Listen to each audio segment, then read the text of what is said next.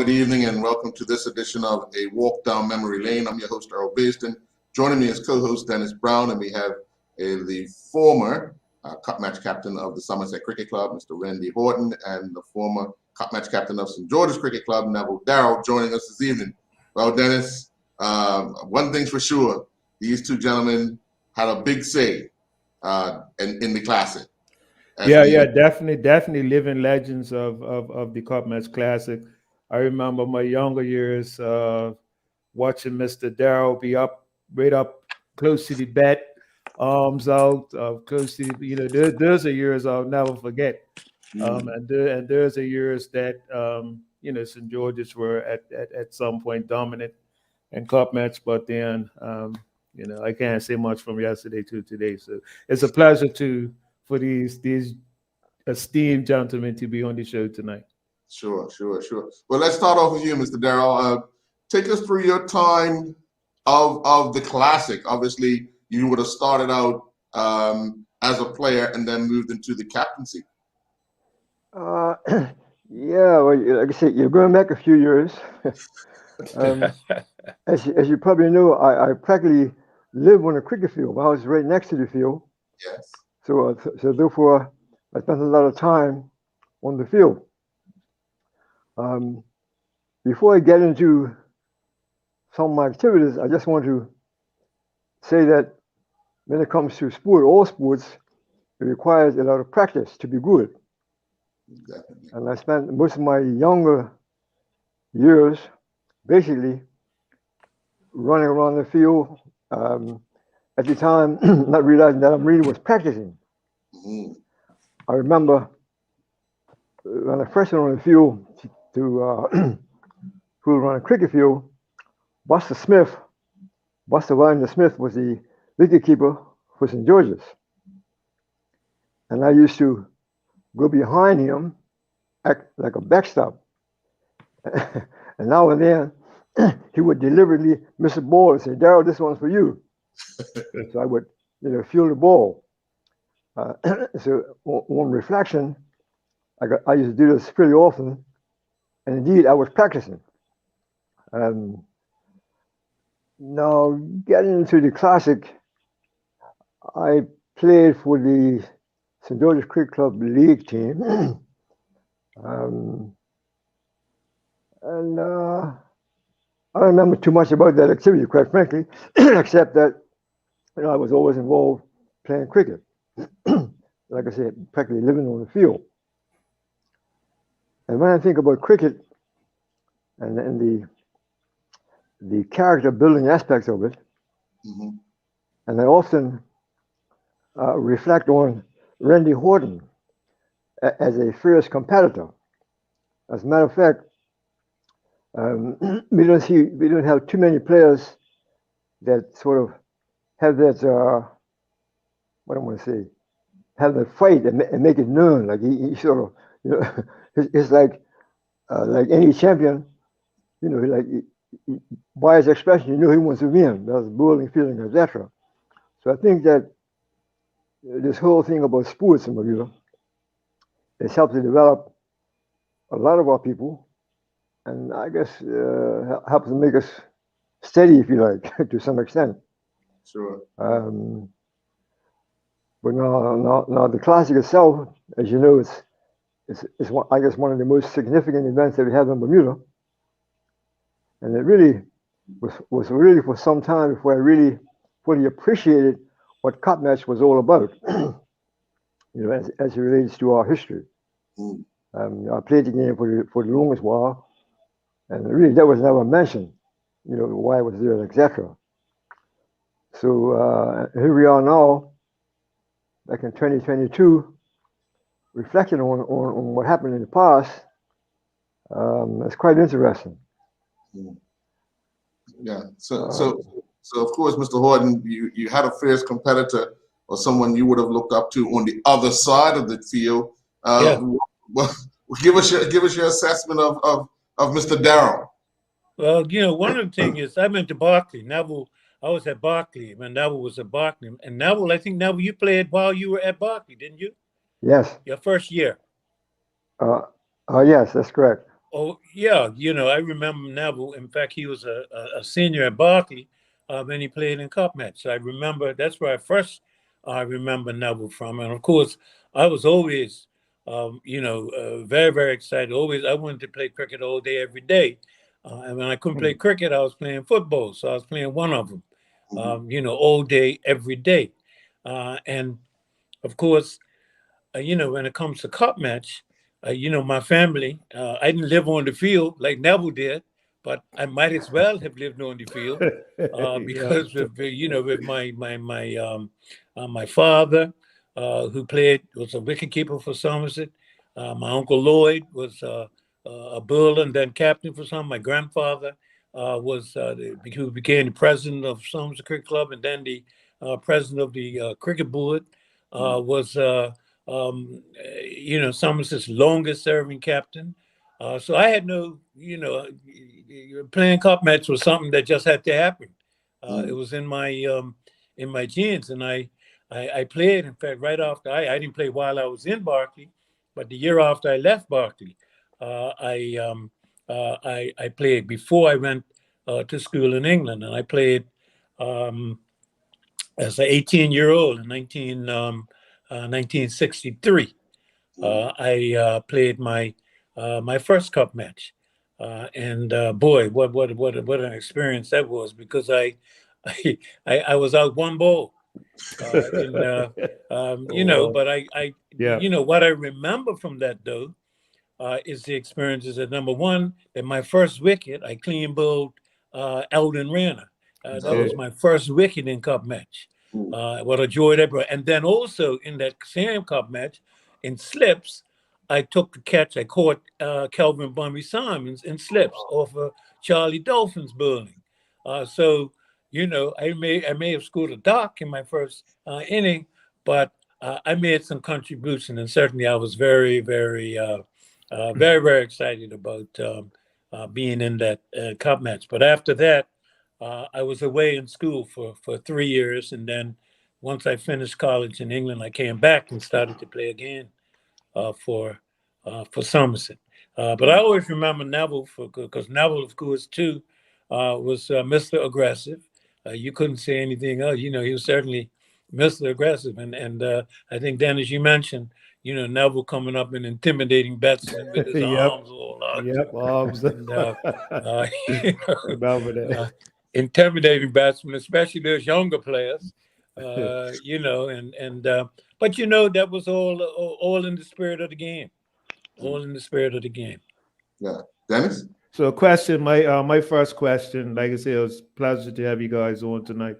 What did it mean? And this is for both of you. What did it mean to you guys when you first saw your names on that board? Because the names on the board after the last cup match trial. What did that mean to you when you were announced as the captain of your respective teams? Well, first of all, I was honored to be captain, quite frankly. But before I get to the captaincy, I can remember my first year in cup match. He mentioned Charles Dolphin bowling. He was had St. George's in trouble. We were at Somerset, and I came in, and Somerset had us really in trouble. And during my first innings, I made 42 not out.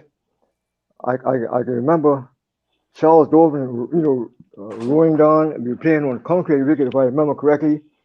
And here I was, really shaking in my boots per se. But it's a very memorable experience, and I managed to weather the storm and sort of help to dig St. George's out of a bit of a trouble, and I ended up getting 42 not out my first innings. Which the next day I got a duck. Oh, so it wasn't a learning getting a duck. No. That's part of the game. Getting ducks is like everything else, Yeah. Right. But the key is once you get a duck, yeah.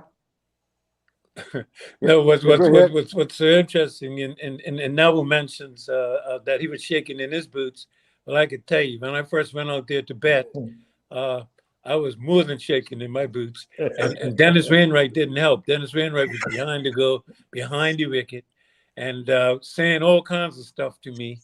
And and I was like just nervous. I took my guard, and when I looked up, I'm gonna tell you, once I took my guard, and Kenny Paul was bowling, and so Kenny Paul started to run in, and I can tell you, everything was a blur. I saw nothing. All I remember is the ball hitting my wicket. I go, the wickets or something. Then the field being crowded with people because I was the last man out. So when you're last man, so everybody's running on the field. So that was a tough situation, but a good baptism in terms of what was the coming cup match. Sure. Dennis? So I want to know how Mr. Horton felt during his when he was announced for the first time as captain of Somerset. Yeah. Well, it's interesting. I became the captain. The first time I was captain, I think it was 1968. I had just returned from school in 1967. When I returned from school in 67, I played, and we lost the game in Somerset. And then the next year we would have to go right back to St. George's because we lost the first year in Somerset. And we lost the game, and I remember I did much better with the bat in that inning. I think I scored 30 odd runs. I batted for a long time with Sheridan Rayner for the last wicket, but in the end was out, and St. George's trounced us by I think, I don't know, it was 10 wickets on innings and some wickets, but beat us pretty badly in 1967. And we went, so after that, Somerset is looking at regrouping. And, I was the captain of the league team. Once I came back from England after I got settled, I was made the captain of the league team. I had been captain of my college team in England, and I certainly enjoyed being captain of that team. And so I was captain of Somerset's league team. And then I did not think for one iota that I was going to be the captain of Cup Match that year in 1968. But you know what? Nobody else wanted it. Everybody else was scared, but I was not scared. I wanted to go out there and take on St. George's, because, around me, there were a lot of players much better than me, in that team that I led in 1967 when I first became the captain. But it was a great opportunity for me, a great learning experience for me. And Bummy was the captain of St. George's. I learned a lot from Bummy, and people don't realize this, that people thought Bummy and I were enemies or whatever. But after that first Cup match in 1968, my first year as captain. The next day after Cup match, the Saturday, Bummy and I were at Bermudiana Beach Club on the beach, and he was, we were talking about the game, and he talked about some things that I did and how I can improve, et cetera, et cetera. And so he was supportive of me, and a lot of people, they don't understand it. Yes, when we're on the field playing against each other, we want to beat each other, but also. We want to see the players around us. We want to see the best cricket played in Cup Match. So I've always been thankful for Bummy in that regard. Yeah. We're going to take a quick commercial break. When we come back, we'll have more with the former captain of St. George's Cricket Club, the former captain of Somerset Cricket Club. We'll be right back. Our old friends Arrowhead Mills was founded in the 1960s in the famous Texas Panhandle with the ambition to promote the production and use of pesticide-free grains, cereals, and pulses. The mission was to bring the most wholesome food attainable to the mainstream markets. Since then, Arrowhead Mills has increased its range of products, most of which are certified organic. You can be sure that Arrowhead Mills know a thing or two about good eats. This month, we're featuring Arrowhead Mills green and red organic lentils. Lindo's, why go anyplace else? My inspiration to write this book has to do with empowering. I want people to understand what it looks like when you are in a position when you don't have the tools around you. If you know me or don't know me, the game, the beautiful game of football, soccer, is and always was a way out. Still fearful on what to do, what would happen if I say something. What can we do in this book to incorporate tools to help specifically our group of young people in Bermuda? Could you imagine doing a read with little people and breaking everything down for them and having them to have a voice and having conversation pieces, if it's chapter by chapter? Welcome back. Dennis? Okay, I heard Mr. Horton say his first year as captain, he had some experienced players, some good players in his team. Can you let us know some of the players that you are, responsible for in that first year of Yeah, Carpenter? sure. And Mr. Darrell could answer after Mr. Horton. Yeah, in 1968, I think there was Sheridan. Sheridan was in the side. There was goodness, 60. We're going way back, 1968. Was Dolphin still in the team? I think Dolphin had finished. Dolphin had finished playing. Dan Dolphin wasn't in the team. Sheridan was the main man. Then goodness, man, this. Joe Bailey, Campbell Simons. Yeah, Joe was in the side. Joe Bailey was definitely in the side. Campbell was in the side. Kenny Ken. Sorry. Kenny Ken. Was Kenny in that side? I think Kenny was probably in the side. Yeah. Then we also had Joe Band was in the side, I think. But they were all of them knew a lot more about cricket than me. And in terms of, particularly in terms of years, but for me, the fact that I had played and captained my team in England, my college team, I had a lot of success doing that.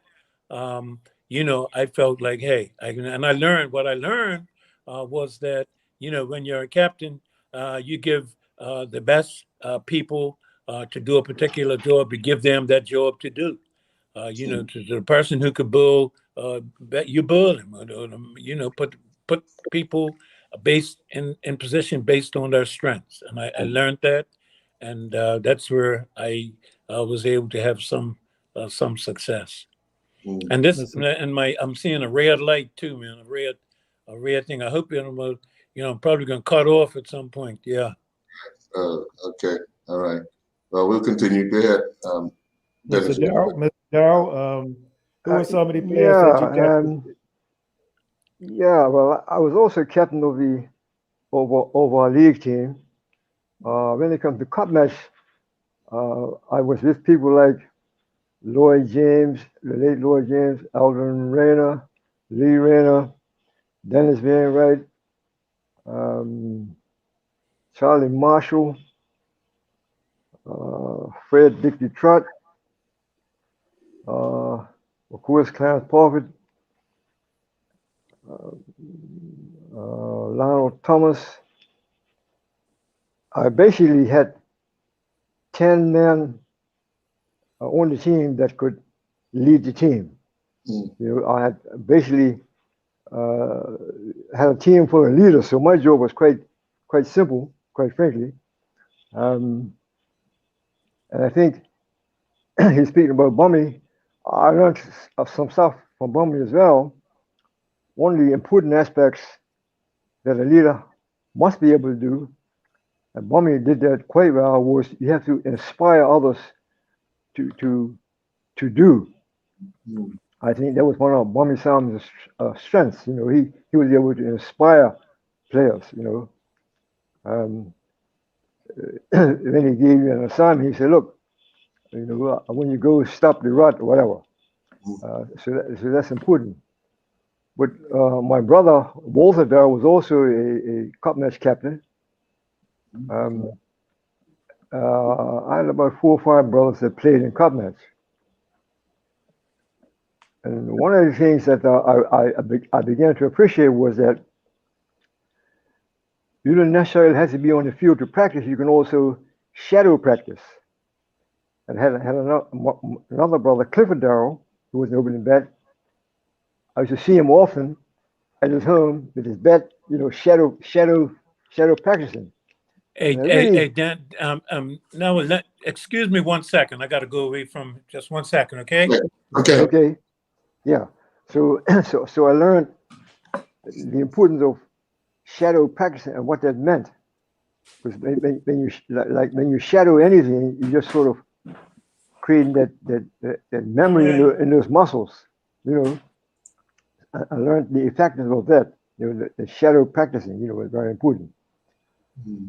But overall, it was a very enjoyable experience, like I said, because I never had to make too many tough decisions, except who are going to give the ball to, because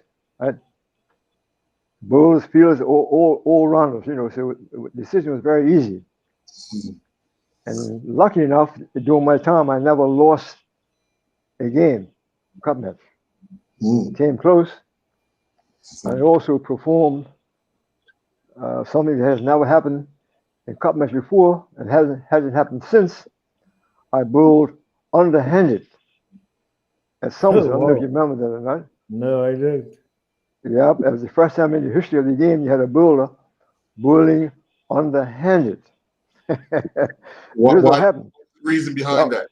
You must have been. The reason behind, I also had Clarence Pope was on the team at that particular time. There was 1 over to go. Somerset had us in trouble. And I made my mind that I was not going to lose the game.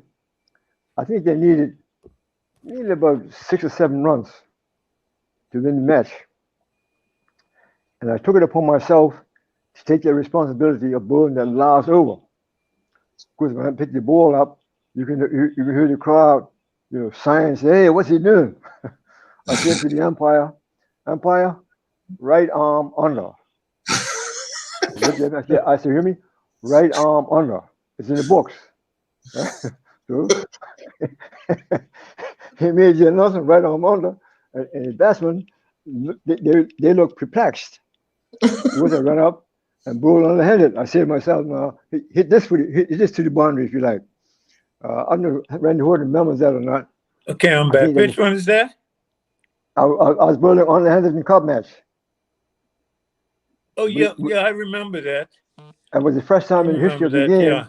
Which year was that? And the reason was because I made up my mind that I was not going to lose the match, and I figured that I could do anything that complies with the legal rules of the game. And I caught a lot of flack for it from the spectators, but nobody else has done that. I think nobody else had the nerve to do that. No. Yeah. Nobody else would have had the nerve to do that. Yeah. But now, interesting enough, I would have loved to have been betting with somebody to blow me on there. And one thing you talk about thinking outside the box, right? Somebody asked me about how would you like for that happen to you? I said, man, I would love it. Because what I would do is I would lay down on the pitch because the balls only come in one way. It's obvious. I just lay down and just strike the ball any which way. But no batsman thought about that. You know what I'm talking about? Put your bat out long, right? And just wait for it. And that would have been, yeah. But again, that would have been classic. Yeah. But really, when you think about it, nobody really adjusted to that the batting. They just stood up right like you normally do. You understand? Knowing that every ball is coming underhanded. Yeah. Right. Yeah. Let me ask you, nowadays we have all this technology, so you can study a batsman and so forth. Players get an opportunity to see another batsman. How did you guys work out what the strengths and what the weaknesses were of the players you were up against week in and week out, let alone cup match? Yeah, well, you just, the thing is that you got to know batsmen, where their strengths were again. You didn't have all the statistics that people have now in terms of where people hit fours, whether they hit sixes, all that kind of thing. We didn't have the opportunity to see that, but we certainly knew.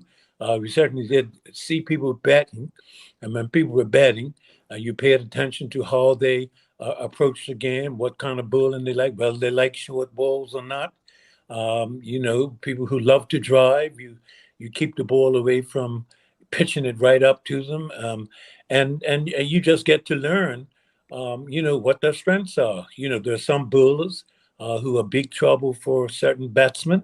All of that you learn. You pay attention to it, you learn it. You don't have the statistics and all that. These guys today, people who play today, have all kinds of people in the background that's helping them to make their decisions.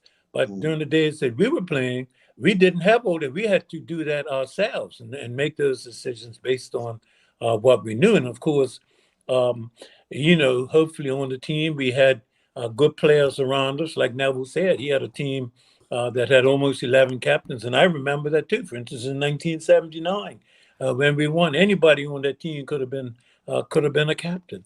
And so you listen to people. People have input to you as the captain, make suggestions to you.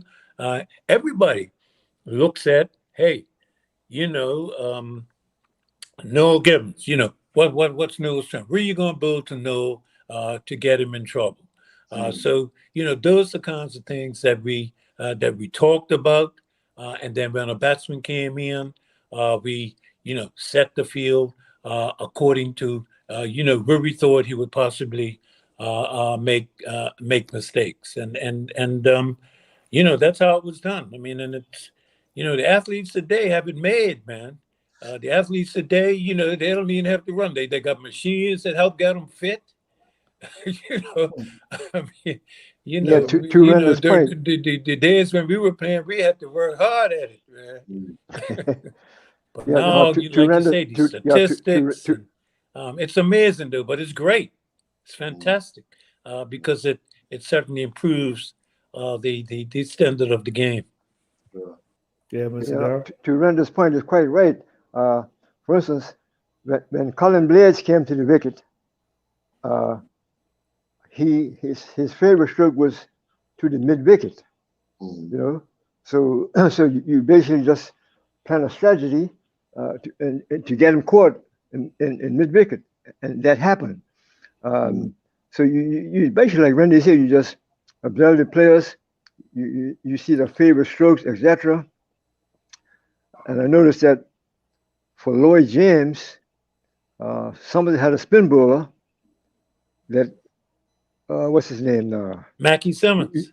Mackie Simmons.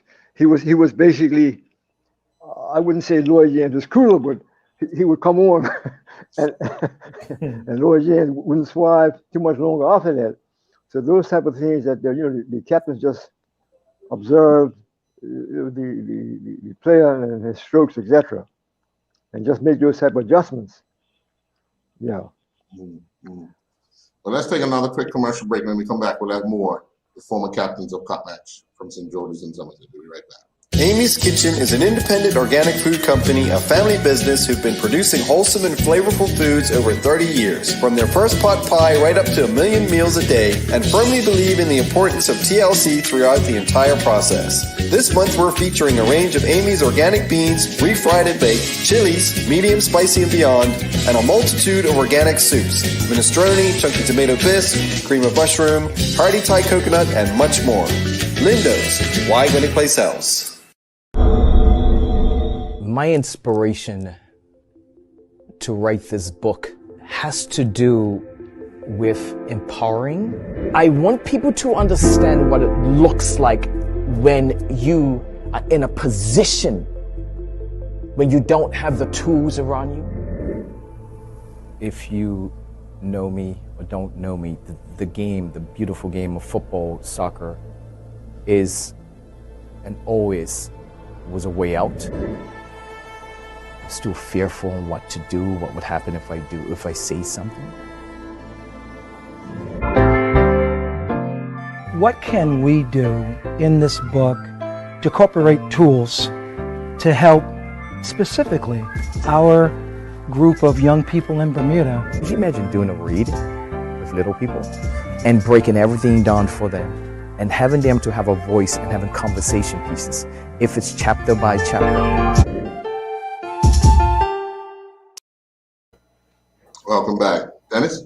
Yeah, to both, Mr. Hoyt and Mr. Darrell. What tell us some of the responsibilities of being a cup match captain, because it's not just about going out there taking the tours on the first day. What are some of the major responsibilities of being a cup match captain? So many. I mean, first of all, it's the preparation. The captain plays a major role in the preparation of the team. In fact, when I was captain, I think when Now was captain as well, we didn't have. For now, I see all the both cup match teams have guys who put their players through physical exercise and stuff like getting them fit. All that was up to us, the captains, who did that. When I was captain for Somerset, I was the one who led our training sessions, who helped get us in physical condition, and then as well in terms of the preparation as we build and as we batted. We didn't have we had a coach. Of course, we had Mr. Hunt, Champont, and I was there. Champont was a coach, so he provided the advice on batting and stuff. But as the captain, I had a great responsibility in getting the team fit, and then participated significantly in the net sessions for the teams and for our teams. So Darrell?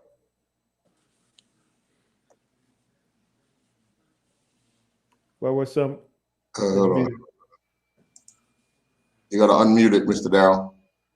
You hit the mic button. Just hit the button that's got the axe going across the mic. Hello? There you go. Go on, Styler.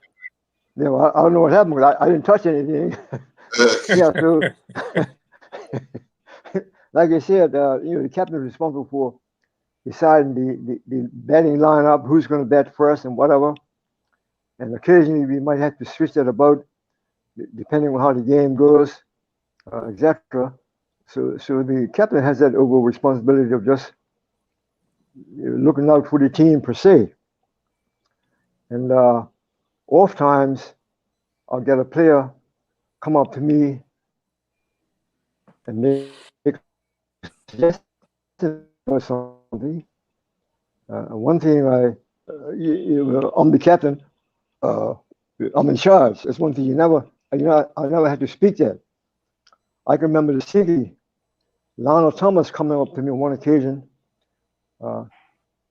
during my proposed ball change and made a suggestion as to who I should put in the ball, right? I would say to him, Lionel, that's a good point, but let me try this here first. If that don't work, then I'll do what you suggested. So you have to be able to sort of handle your team and deal with your men in a respectful manner. And because, like I said, we had a bunch of leaders and everybody has a different style, different way of doing things. And once you're a leader, you can speak up. It's not a big deal. But then as a captain, you have to use some discretion. When people are trying to give you advice, you don't brush them off with an attitude. That's what I'm getting at. And that's very important. And at the end of the exercise, the captain again is responsible for, I guess, continually inspiring his men to perform well, basically. And then encouraging them all the way along. Yes. Yeah, and then there's a level of commitment that the players have that I don't see it too much now as it did then for a number of different reasons. I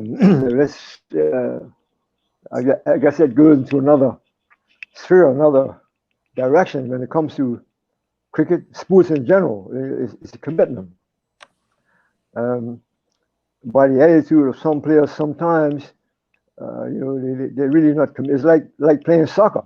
When you go to strike the ball, you got to be committed to it, and that whole thought process to be successful in any sport, you have to have that commitment. And speaking about commitment, Mr. Basin, I want to commend you as you go about your task, doing what you do. And observe you, I think you're very astute in your field when it comes to sports, etc. I like you. I like you handle yourself, sir. Period. Thank I've seen you on a number of different occasions. Okay, appreciate Yeah. But I'll tell you something kind of funny. It was one year I sort of took your Mickey, if you like using the term, out of Randy Horton. Here's what happened. Then he came to bet, right? I went out, shook his hand, wishing good luck, right? Then I came to bet.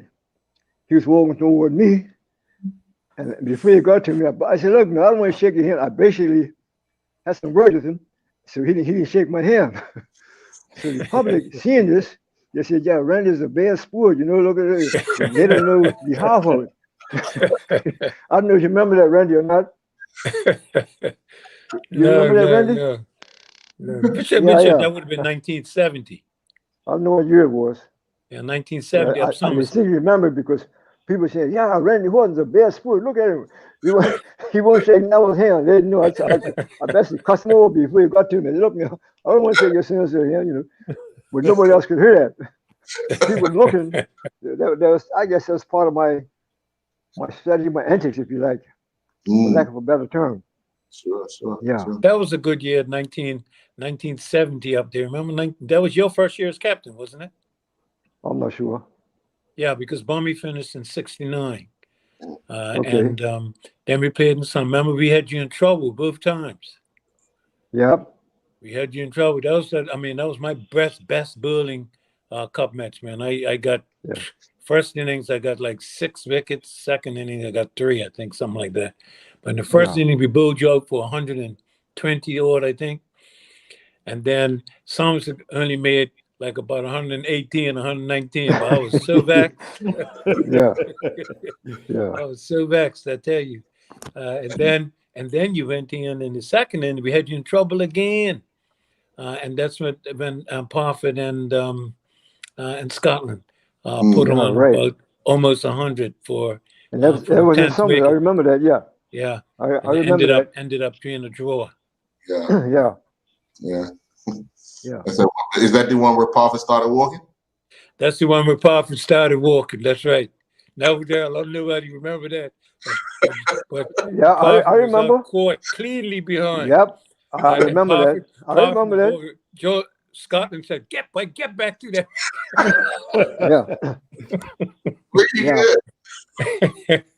And Sonny Roberts didn't give him up. Yeah. Oh wow. But that's the breaks. That's cricket, yeah. Yeah, and those days we didn't have instant replay,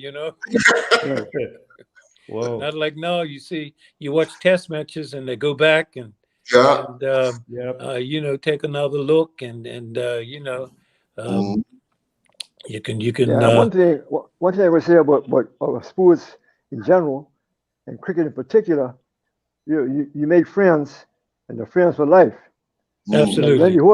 Randy Horton and I, we have our differences, but I can tell you, it's one of my good mates.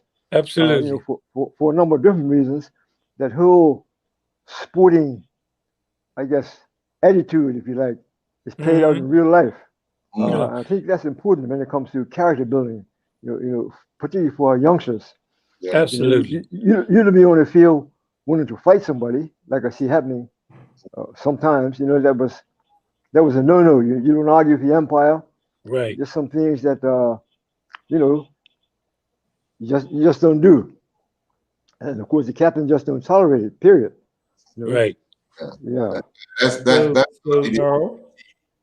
that was a question I got on my paper, right? So growing up, all you heard was that cricket was the gentleman's sport, right? And I call a spade a spade. Yeah. Watching cricket today, and sometimes watching cup match today, and you see the behavior of a lot of these guys on the field. What do you think about that? Because to me, our sports has taken on the shape of what's happening in society. Guys bringing the attitudes from outside the cricket or outside football right onto the pitch. Mhm. What is the difference between behavior back then? Because I heard Mr. Darrell Yeah. say guys didn't Now, argue let with me the see umpire. what I think. I think the difference is leadership. Period. There's no way that the clubs should allow to tolerate that. So my answer to your question is very simple. It's got to do with our leaders, whether it's the president of the club or the captain of whomever. It just shouldn't be tolerated. So if a player performs like that, then there's no excuse, and it has to do with our leadership. Period. As an Right, and I example, think the important thing is that standards, the standards right? need to be set. Yeah, I mean, Dennis will know yeah. when he was playing for Somerset, when I was the coach up there in Somerset, those boys didn't skylark. We had a disciplined crew. They knew, it was as bad as being down Warwick Shack, wasn't it, Dennis? No, worse. Worse than being in World Cup. Tell you the truth. Yeah, But we learn from that. We learn from that. And discipline. Absolutely, yeah. and you have to be disciplined. That's the only way you can succeed. Whether it's on the football field, whether it's in business, wherever it is. If there's no discipline, then there's no overall says that things go haywire. No, And the key really comes from respect. yeah. Mhm. The type of respect you have for yourself is portrayed by the way you handle others, and that's very, very important. So I have no time for that type of disrespectful behavior in any sport. It's just something that we shouldn't have to tolerate. Right. Like I say, it's a And the it's a gentleman's continual, game. the Right. now Yeah. the continuous, everybody getting around the umpires. I mean, it's just Yeah. if an umpire doesn't give a decision their way, they're up in the Yeah. umpire's face, and it's Well, it's Mr. really Horton, sometimes it's not good. The good thing that's why when they brought in the reviews, yeah. and that the cameras and they can review like overseas in test cricket and one day internationals, etc. That took away a lot of that because now if an umpire gives somebody out, then you can question it, but they go to the screen and whatever the screen says, that's it. Get away. Yeah. Unfortunately, we don't have that, and so our players have to be disciplined, have to be reasonable, and know that umpires also are human, They make and mistakes. sometimes they make mistakes. That's right. Yeah. Mr. Horton, I have an interesting question for you because Yeah. a lot of times, even Mr. Darrell had mentioned it, a lot of people get on you or were getting on you about your behavior. Yeah. Give us a secret behind why you used to demonstrate the type of things you used to do on and off the field as a coach, as a player. No, Give us because I wanted to win.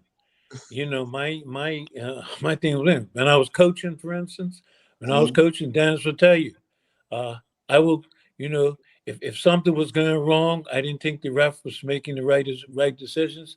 I'll tell him, let me go at the ref, not you. You're on the field. You just do what the ref says, and I will take I'll take the hit for the team, and the team knew that I was out there for them, knew that I was, defending any position, and I can tell you that whenever I was upset, I could count the number of times I was wrong. Not many. And there were times when I mean, hey, I got a rare card, and hey, that was a part, and I just left, got out of the way.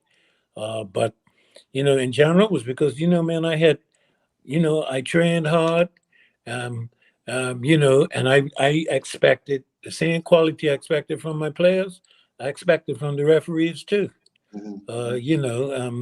And so there were at times when I, would let a referee know how I felt about You were about all what his good friends decision anyway. made.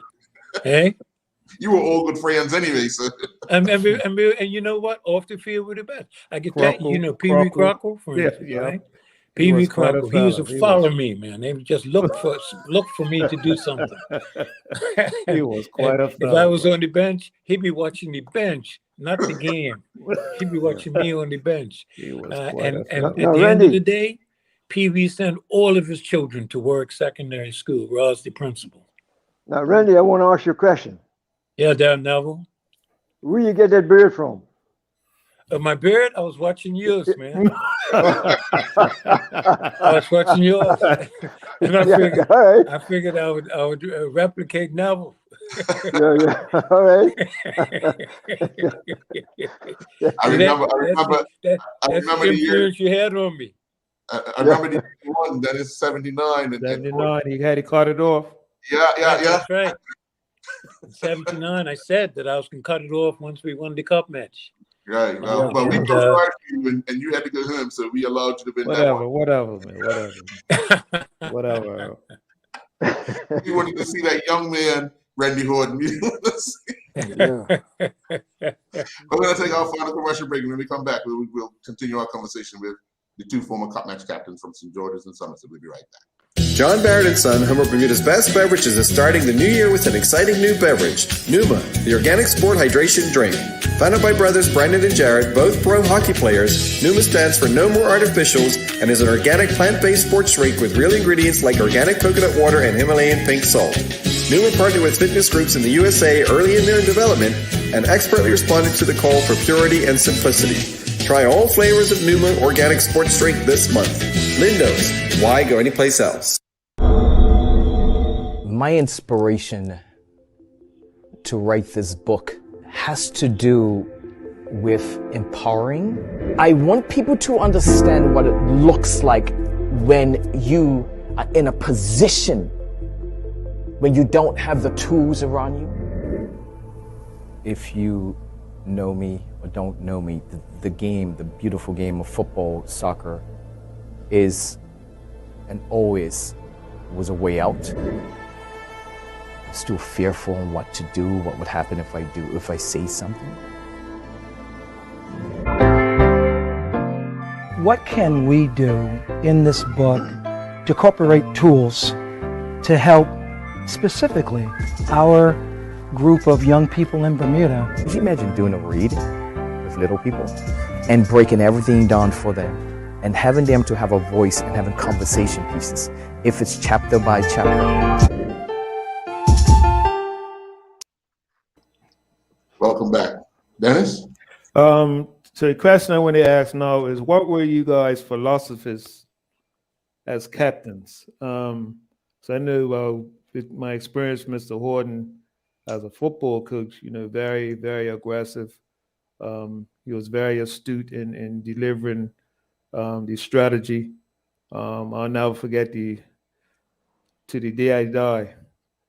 It was a windy day in Somerset. And we were playing against St. George's actually. And Horton said, "You win the toss, you always go with the win and get yours first, blah, blah, blah." I said, okay, all right. I won the toss. Because the wind was going, the wind had to be going towards our end, no, the other end. The end that we like to finish first. Okay. So I went against the wind. Halftime, we're losing 2-0. Come off the field, Mr. Horton said, "Who won the toss?" Reluctantly, I said, "Yeah, I won the toss." And before I could get my last word out, I bleep bleep. Bleep, bleep, bleep, bleep, bleep, bleep, told you to bleep, bleep, bleep, bleep, go with the bleep, bleep, bleep. But and that really showed me, right, that you get yours first. Mm-hmm. He told me that afterwards. He caught my backside, but then he told me why he caught my backside. You always get yours first. And so as cricket captains, what were your philosophies like? Say if you won the toss, Would you bat first, or would you field first, or the conditions come into play? What were your philosophies as cricket captains? Yeah, well, conditions played a big part. Although, of course, when we were playing on concrete wickets, conditions didn't play that great a part. And I always, just like in football, I always believed in, getting yours first. And so under normal circumstances, if I won the toss, I would bet. And now that, once you went to turf wickets, of course, it depended on a lot depended on the condition of the pitch, whether the pitch is going to take spin, whether it's a firm pitch or whatever the weather conditions were that impacted the pitch might cause you to send the other team in first. But under most circumstances, all things being equal, get yours first. Mr. Darrell? Yeah, that would depend on the, like I said, on the weather condition. If it's hot and sunny and you're in the tours, obviously you want to put them in the field first. There are different strategies that you can use, but I had the benefit really of having a very strong side. And oft times I might even consult some of the players who and say, look, what shall we do if I win the toss, even though I might have something in mind. and the idea of doing that was to sort of keep everybody, let them feel inclusive and part of the decision making, even though I made up my mind. Quite frankly, in my mind, I think I used to use a lot of psychology as I thought. One of my approaches was, I was checking my voice captain and say, what do you think we should do if you're in the tours? Right? Even though I've got something in mind. He cut off. He dropped out. Okay. All right. So Mr. Horton, looking at your cup match record, what would you say would have been one of the most outstanding things or most memorable things that happened? Don't say 79. Don't say 79. Yeah, 79 years. How come I'm not saying? How can I say anything different? On my calendar, we went 78, 80. Don't worry about that. On my calendar, 78, 80. You mean you want to talk about 78 and 80? But the thing is, I mean, you did. No, but 78, okay, in 78, hey, I Campbell Simons and I batted for hours to save the game for Somerset. Campbell made his first century. I scored, I think, it was 38 or 39. And we saved the game, which meant that we would play 79 in Somerset instead of going back to St. George's. So that was a big win. Then the other one was in 1970. 1970, when we had St. George's in trouble both times. When in fact, that was a time that we maybe could have won if the umpire had given Parfit out. And as we said, Parfit was walking back to the pavilion. Oh, wow. And Rupert Scotland said, boy, you better get back to, come back.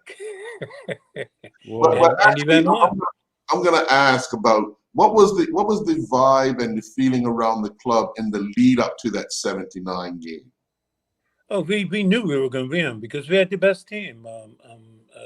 We had the best team. So many of our players were playing for Bermuda. I had just come back off the ICC trip. The only players not playing was Robert Hines and myself, and Sam Sherlock. And Hines and I could have made the Bermuda team, and I stepped out of the Bermuda team because I was the principal at Warwick Sec, and so I dropped out. I didn't, after we were training for the longest while. Then, because the trip was during exam time, it was my first year as principal, and I decided that was more important, and so I stayed. I wasn't a part of it, of course, Hines, outstanding. Burler could have made scored, but maybe Hines couldn't have made it because he was not a Bermudian. Maybe yet, I don't know. I know Vincent Reed was in the team, but Yeah, I mean, we knew we had the players. We had a plan. We knew exactly what we had to do. When we had to declare, I won the toss. We knew how long we were going to bet. When we were going to put them in. I declared twice in that match, and all of it was planned. That the team sat down and planned how we're going to win that match. Mm, mm. Mr. Darrell, welcome back. Just you have to unmute again. You have to hit that button that you hit. There you go. Now, I might be going out soon because I ain't seeing nothing else on my battery up there. So any minute I could be going away. See? Okay. Hit that switch again, Mr. Darrell. There you go. You're hitting it twice. Just hit it once. Yep. You're good. Well, what happened just now? My everything went blank. Yeah. And now I come back. I see two pictures of myself. That says how good you are. I don't know what happened. Yeah, I don't know what happened. Yeah. Not too right. But I asked Mr. Horton about his most memorable, one of the most memorable matches and things that happened. So, which one was yours? My most memorable? Yes. I know how to be my first match. Betting against Charles Dauphin. That's one of my most memorable moments. I was always concerned about that first ball. Period. Anytime I go to bed. And also, there's a certain level of nervousness that you feel when you go to the wicket. And once I stopped feeling nervous, I stopped playing the game, quite frankly. That nervousness, I don't know how to explain it, but it sort of has something to do with the edge that you have. And the last time I played in a cup match, like when I went to bed, I didn't have that nervousness, so I said it's time to quit. For some reason, that was my thought process. Sure. Yeah. And now one thing I didn't mention, also Neville said about his first time, and I think for me also, Earl, the first time I played was just absolutely exciting, man. I was an 18-year-old boy. I mean, I was just I remember in my whites, leaving home, and you leave home in your whites. Those days, you left home in your whites, all prepared. I left home, walked from Bob's Valley down to Somerset Cricket Club, man. Hey, walking through that community, getting ready to play cup match, there was nothing like it, man. And so that was an exciting time to, to get on that pitch. And then, like you said, to bowl out Eldon Rana. Hey, to bowl out Eldon Rana, man. Hey, fantastic. Then to take Bummy in the slips. Hey, what more you want? Final question, Dennis? Yeah, one thing about... Yeah, no. Yeah. No, I was gonna say one thing about sports has a lot to do with the way we build our community. I think sports is very effective in our community development, and what we need to do now is try to encourage more youngsters to get involved in sports, whatever they are, whether it's cricket or whatever. I think that would help to maybe mitigate some of the problems that we're having in our society. I think sports has played and will continue to play a very important role in sort of, getting us closer together as a community. Yeah. And I think we need to sort of revisit some of that old time stuff, if you like, when it comes to sports and the camaraderie, etc. I think that it's probably part of our responsibility to do that, to encourage youngsters to get involved in sports. It's a universal language, like music. And somehow we need to deal with some of the serious issues we have in this country with regard to some of our young people. I must say, some of our young people. And I think that sports can be and is a vehicle to help alleviate some of that. I just want to throw that in there. Sure. I think it's important that we need to have those type of discussions anytime we talk. Mhm.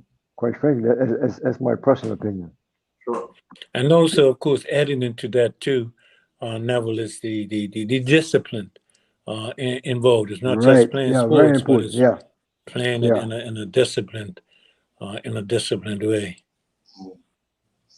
Dennis, I think they took your last question from you.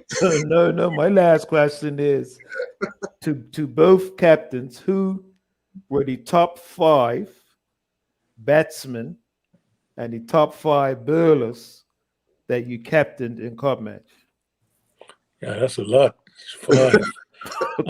or even 3? Okay, I can say certainly for me, I could say certainly in terms of batsmen, we had Colin Blades, Winston Reed, we had Sheridan Rayner, Charlie Dolphin, John Stovall, Kenny Can, Joe Bailey. I mean, so many. I hate that I may have left out Yes. someone. Sayed Braun, Yeah. Sayed Braun, bless his heart. And then of course Burlers, for me, was Charlie Dolphin again. Rudolph Simons, who passed away. Rudolph Simons, Buck Woods, Hawkwood, Simons. Yep. We had Al James, Coach Rock.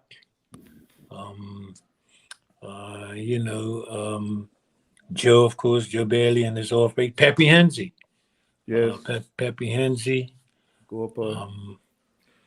I said Kenny Can. Reggie Tucker. Yep. Reggie Tucker. Man, I probably left out some, but those are some outstanding guys. Barry Dakuda. Yeah.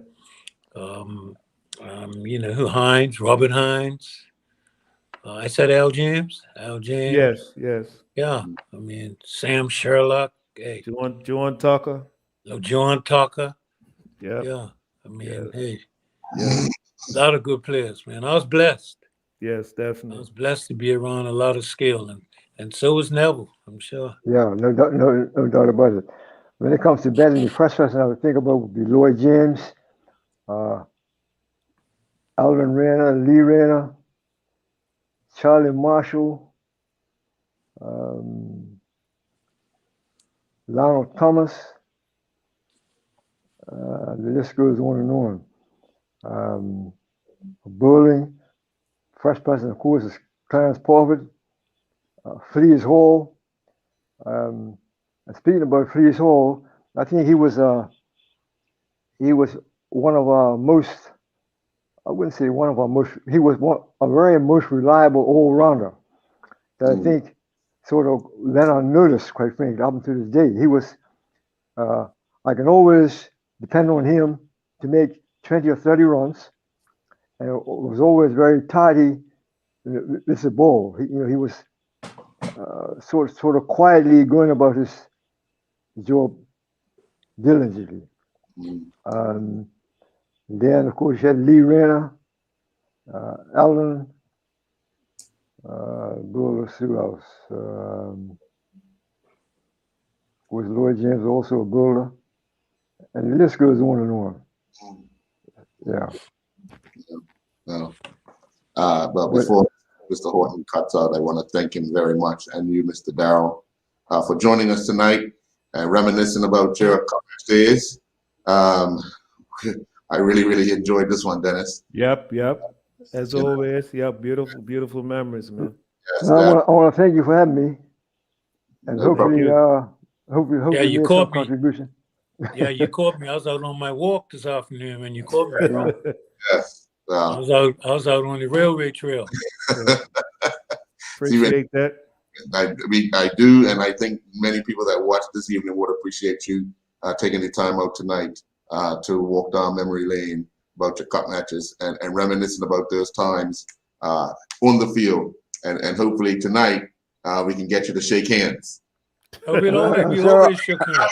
Yeah, We Yeah. always should have, like Neville said, that was That was something. sportsman. That was being a That was a gimmick. Yeah. Exactly. That was being a sport. But, All right. but I want to commend yourself for the show and just encourage you to keep on keeping on. Right, I think it's important, you know, that we have this type of thing every so often to Yes, keep sir. in touch with our people and to try to offer some type of guidance and anything that we can. I think it's very important. I want to commend you, both you and your partner there. And now, I forgot Yes, to sir. tell him why I called you Styler. Stop. Oh man. So go ahead. No secrets on this show. Hey, because Neville was when he was batting, right? Neville always used to, if you're good on the play of the defensive stroke, he'd just take his bat all the way through and just, you know, he always styled. No, I think it was in the Caribbean playing somewhere in the West Indies, and the spectators would say, "Bring on the Styler, Richard Styler." I think that's where Randy Horton got that from. I don't know if you remember that, Horton or not. We were playing, I don't know, maybe it was Antigua or somewhere. The Horton's going. Yeah, that's right. Okay, yeah. All All right. Okay, Mr. Darrell. Folks, enjoy the rest of your night. All right. Thank you, Sharon. You as well.